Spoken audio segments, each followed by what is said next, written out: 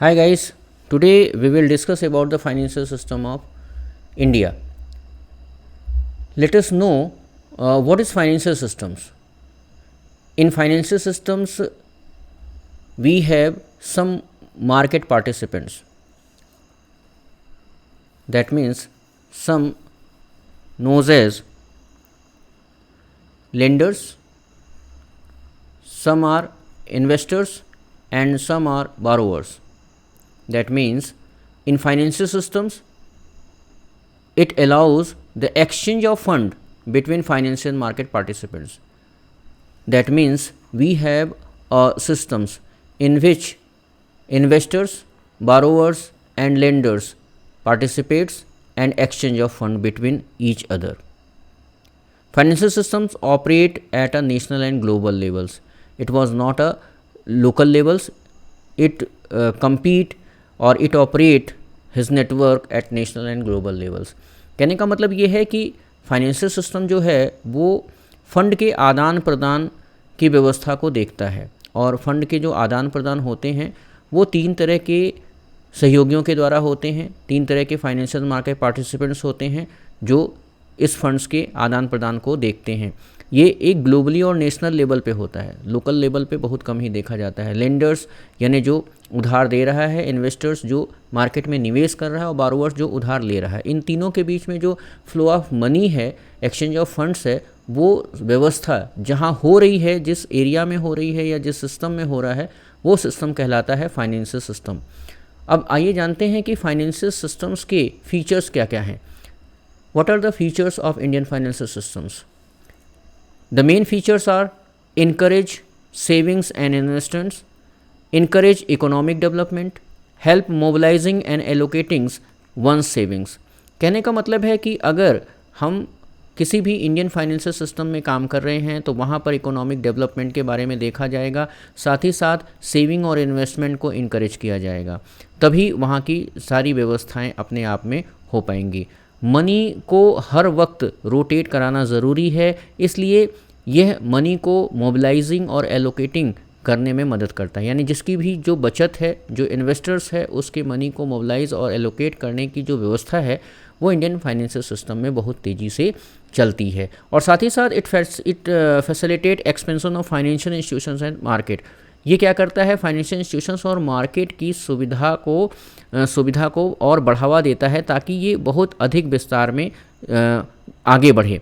यानी कि इसके विस्तार में भी, किसके विस्तार में? फाइनेंशियल इंस्टीट्यूशंस और मार्केट के विस्तार में भी ये मदद करता है ताकि ज़्यादा से ज़्यादा लाभ कमाया जा सके. इसके साथ ही साथ ये कैपिटल फॉर्मेशंस में भी मदद करता है. It plays key role in capital formations and also it helps the link between investors and one savings. यानी जो सेवर्स है, जो इन्वेस्टर्स है और जिसका पैसा इन्वेस्ट हो रहा है और जिसमें इन्वेस्ट हो रहा है, उनके बीच में एक लिंक बनाता है. जैसे एक उदाहरण के तौर पे देखें, अगर हम अपने पैसे को स्टॉक मार्केट में अगर हम इन्वेस्ट करते हैं तो हम अपना सेविंग इन्वेस्ट कर रहे हैं, तो बीच में कुछ लोग ऐसे होते हैं जो इन्वेस्टर्स के तौर पे काम करते हैं और हमारे फंड को क्रिएट करके वो अलग अलग बाज़ार में लगाते हैं. तो इस तरह से ये इंडियन फाइनेंशियल सिस्टम्स में एक बहुत अच्छे तरीके से काम हो पाता है और हमारे पैसे का, जो हमारा पैसा है, जो हमारी सेविंग्स है, उसका मोबिलाइजिंग और स्टिमुलेशन बहुत अच्छे तरीके से हो पाता है. It also concern with the provision of funds. ये मार्केट से एक अच्छे खासे फंड्स को क्रिएट करता है और उसे इकोनॉमिक डेवलपमेंट में यूज़ भी करता है. साथ ही साथ अगर हम देखें कि इंडियन फाइनेंशियल मार्केट किस तरीके से काम करता है, तो without any hesitation we have to know about financial institutions, financial assets, financial services and also we have to know financial market. That means हमें इस बात को पूरी तरीके से जानना होगा कि आखिर इंडियन फाइनेंशियल सिस्टम्स के घटक कौन कौन से हैं. तो हमारे जो फाइनेंशियल सिस्टम्स के जो मेन घटक हैं उनका नाम है financial institutions, financial assets, financial services और फाइनेंशियल मार्केट. आज के क्लास में हम केवल फाइनेंशियल इंस्टीट्यूशंस के ही बारे में जानकारी लेंगे. अब आइए जानते हैं फाइनेंशियल इंस्टीट्यूशन कहते किसको हैं.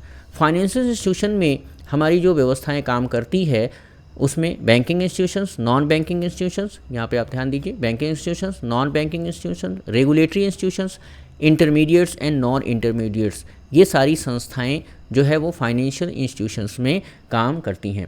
अब हमें ये जानना है कि भाई फाइनेंशियल इंस्टीट्यूशंस में बैंकिंग भी है, नॉन बैंकिंग भी, रेगुलेटरी भी है, इंटरमीडिएट्स भी है और नॉन इंटरमीडिएट्स भी हैं। अब यहाँ पर अगर हम बैंकिंग इंस्टीट्यूशंस की बात करें तो बैंकिंग इंस्टीट्यूशंस में पब्लिक सेक्टर बैंक आते हैं, प्राइवेट सेक्टर बैंक आते हैं, फॉरेन बैंक आते हैं, आरआरबीज यानी रीजनल रूरल बैंक्स आते हैं, उसके साथ साथ कोऑपरेटिव्स बैंक और लोकल एरिया बैंक आते हैं। तो सबसे पहले हम ये जानें कि what is banking institutions. Banking institutions कहते किसको हैं? Banking institutions which means engage the business, engage the business। अब किस बिजनेस में इंगेज करना चाहता है? Engage the business of dealing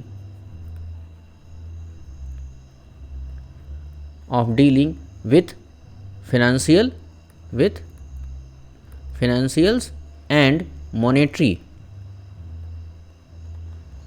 financials and monetary transactions।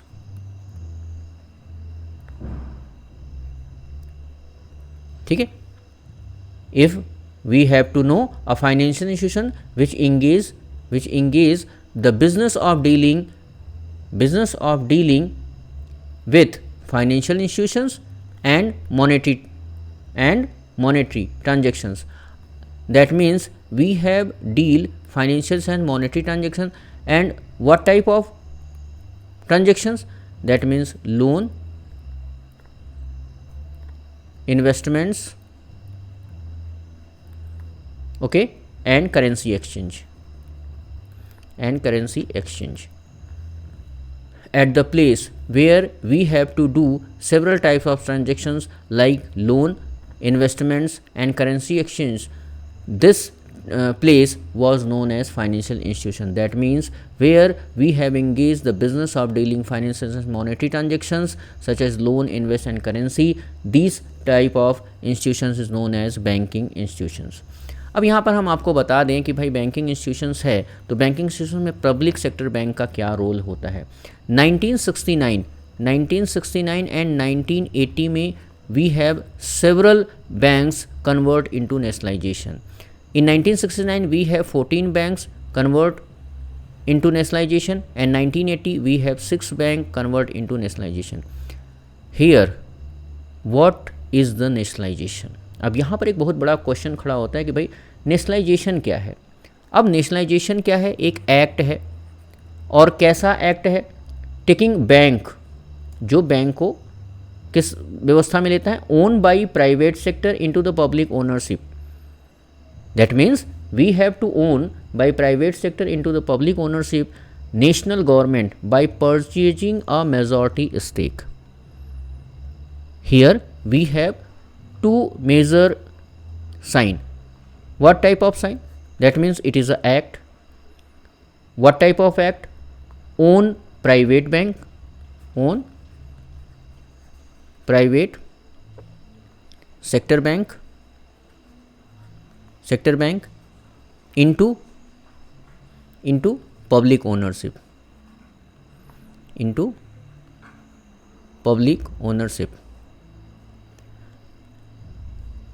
and what type of public ownership? That means of national government। And what stake should purchase? We have more than 50%. We have more than 50% of stakes when we purchase from private sectors to public sectors. We have to know, that means it was says as nationalization। अब यहाँ पर एक प्रश्न यहाँ ये खड़ा होता है कि भाई नेशनलाइजेशन हमने कर लिया, अब नेशनलाइजेशन कहते किसको हैं? जब हम किसी प्राइवेट सेक्टर की संस्था को पब्लिक सेक्टर की संस्था में कन्वर्ट करते हैं। कब? जब हम उसके मेजॉरिटी स्टेक यानी कि 50% से अधिक हिस्सेदारी को खरीद लेते हैं। अभी हमने बताया ना, यहाँ पे 3 मुख्य बातें हैं। पहला, एक ऐसा एक्ट, एक ऐसा कार्य जो किसी भी प्राइवेट सेक्टर के बैंक को पब्लिक सेक्टर के बैंक में तब कहा जाएगा कि वो कन्वर्ट हो गया जब उसके एक बड़े हिस्से को, जो 50% से अधिक है, उस हिस्से को खरीद लिया जाता है, और जब खरीद लिया जाता है नेशनल गवर्नमेंट के द्वारा तो वो कहलाता है पब्लिक सेक्टर बैंक। अब इसकी ज़रूरत क्यों पड़ी, क्यों हमें ज़रूरत पड़ी कि भाई पब्लिक सेक्टर बैंक बनाया जाए, नेशनलाइजेशन किया जाए? Because of to promote economic development, to attain full employment and also social and economic justice. These are the several causes of nationalization. And what are the main objectives of nationalization? To generate public confidence in banking institutions, to prevent use of bank funds for anti-social activities, and mobilize national savings into productive purpose. The major reason in 1969 of Indira Gandhi was to convert the national savings of many peoples into productive purposes, and some reason was to convert into the nationalization because of the use of bank funds for anti-social activities at that time. So Indira Gandhi convert it into the nationalization to prevent the use of bank funds for anti-social activities. अब यहाँ पर एक बात दिमाग में और आती है कि भाई उस समय कितने बैंक थे? 14 बैंक थे नेशनलाइजेशन करके, और 1980 में 6 बैंक और आ गए, यानी टोटल हो गए 20। लेकिन अभी अगर 2022 की हम बात करें तो कुल कितने पब्लिक सेक्टर बैंक हैं? तो भाई यहाँ पर अगर हम बात करते हैं टोटल पब्लिक सेक्टर बैंक की, तो यहाँ पर टोटल पब्लिक सेक्टर जो बैंक हैं वो हैं 12। कितने हैं भैया? 12 एट द टाइम ऑफ 2022। 2022 की अगर हम बात करें तो कुल कितने बैंक हैं? 12 बैंक हैं, जिसमें कुछ का हम नाम बता दे रहे हैं आपको। स्टेट बैंक ऑफ इंडिया है, पीएनबी है, बैंक ऑफ बड़ौदा है, कैनरा बैंक है, यूनाइटेड बैंक ऑफ इंडिया है, बैंक ऑफ इंडिया है, और इंडियन बैंक है, सेंट्रल बैंक ऑफ इंडिया है, इंडियन ओवरसीज़ बैंक है, UCO, Bank of Maharashtra, Punjab and Sind Bank है, यानी कुल 12 बैंक हैं। अब इसमें बहुत सारे बैंक जो हो गए मर्ज हो गए, जैसे पीएनबी में मर्ज हुआ ओरिएंटल बैंक ऑफ कॉमर्स और यूनाइटेड बैंक ऑफ इंडिया।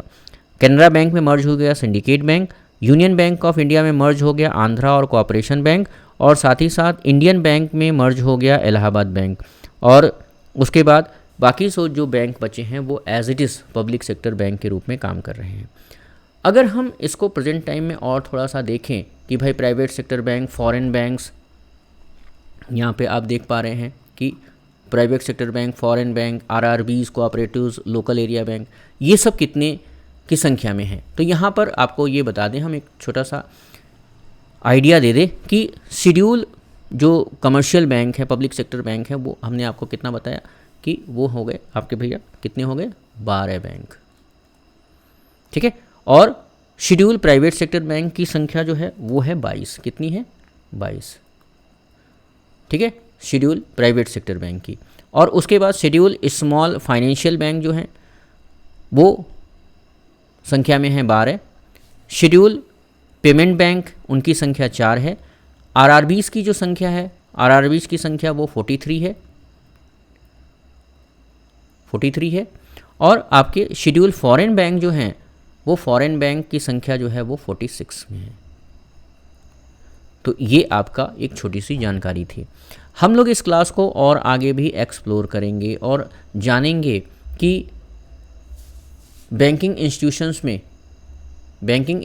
में जो है नॉन बैंकिंग इंस्टीट्यूशंस का क्या रोल है, insurance firms, venture capitalist, currency exchange and micro finance, इसका क्या रोल है और ये क्या क्या करते हैं। तो आगे के सेक्शन में हम लोग इसके बारे में जानेंगे। आज के सेशन के लिए बस इतना ही। Thank you.